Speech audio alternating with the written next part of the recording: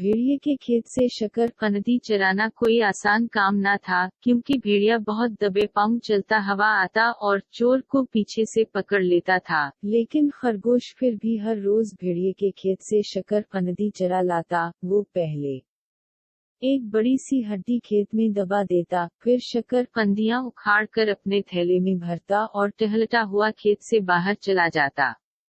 भेड़िए को भी शकरकंदियों की चोरी का पता चल गया। एक दिन वो चोर को पकड़ने के लिए भौसे के ढेर के पीछे छपकर बैठ गया और इंतजार करने लगा। कुछ देर में खरगोश भी आ पहुंचा। उसने जमीन खोद के हड्डी दफन की और शकरकंदी उखाड़कर थैले में भरी और सीटी बजाता हुआ चल दिया।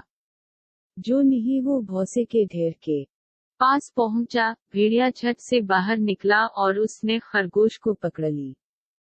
जारी है, तुम मेरे खेत में क्यों आए?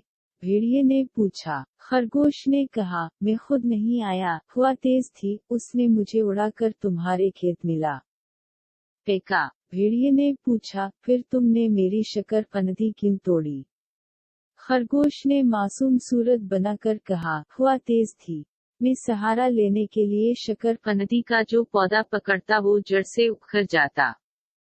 भेड़िया खरगोश की चालाकी पर हंसा और बोला, ये शकरकंदियां तुम्हारे थैले में कैसे आ गई? खरगोश ने मस्कीनी से कहा, मैं भी इस पर गौर करता हुआ जा रहा था कि तुमने पकड़ लिया।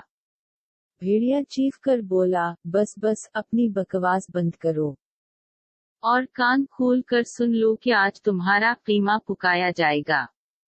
खरगोश ने फौरन कहा, तुम भी कान खोल कर सुन लो कि मैं तुम्हें एक राज बताने वाला था, जो अब कभी ना बताऊंगा। वो क्या है भला? भेड़िए ने इश्तियाक से पूछा। खरगोश ऊँट भैंच कर बोला, बिल्कुल नहीं बताऊंगा, बेशक तुम मेरा कीमा बनाओ या बोटियां अड़ा दो। अब भेड़िए का इश्तियाक बढ़ा। वो जितना पूछता, खरगोश इतना ही इनकार करता रहा। आखिर खरगोश ने कहा, तुम ये समझते हो कि मैं उन शकरकंदियों की खातिर तुम्हारे खेत में आया था? ये बात बिल्कुल नहीं है भैया जी। तो फिर? भेड़िए ने पूछा। खरगोश ने कहा, मैं डायनासोर की हड्डियां लेने तुम्हारे खेत में आया था। मुझे मालूम हुआ था कि वो तुम्हारे खेत में दफन है।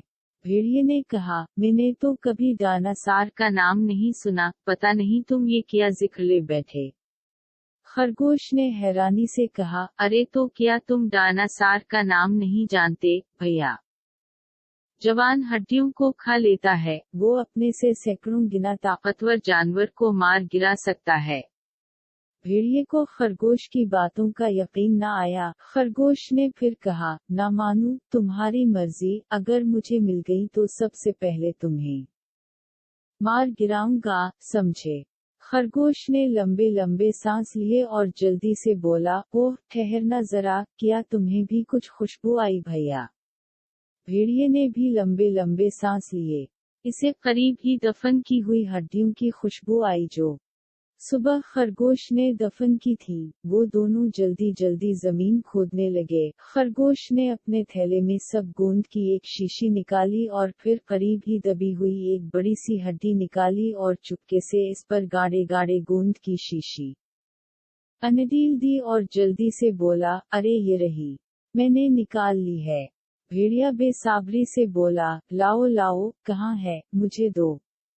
इसने खरगोश के हाथ से हड्डी छीन ली और चबाने के लिए इस पर मुंह मारा, लेकिन इसके दांत गोंद में गुड़कर जम गए और मुंह चपक कर रह गया। गरकर खर खर खर। भेड़िए ने खरगोश को इमदाद के लिए पुकारना चाहा, लेकिन इसके मुंह से कुछ भी तो न निकल सका। बेचारा कभी एक हाथ से हड्डी खींचता, कभी दोनों हाथों से जोर लगाता। इस कोशिश में इसकी आंखें बाहर उबल आईं, पसीने से जिस्म शराबवर हो गया और आखिर हड्डी मुंह से बाहर निकल तो आई, लेकिन इसके साथ भेड़िए के 4 दांत भी बाहर आ गए। खरगोश जो सब तमाशा देख रहा था, अब चुपके से खसक गया।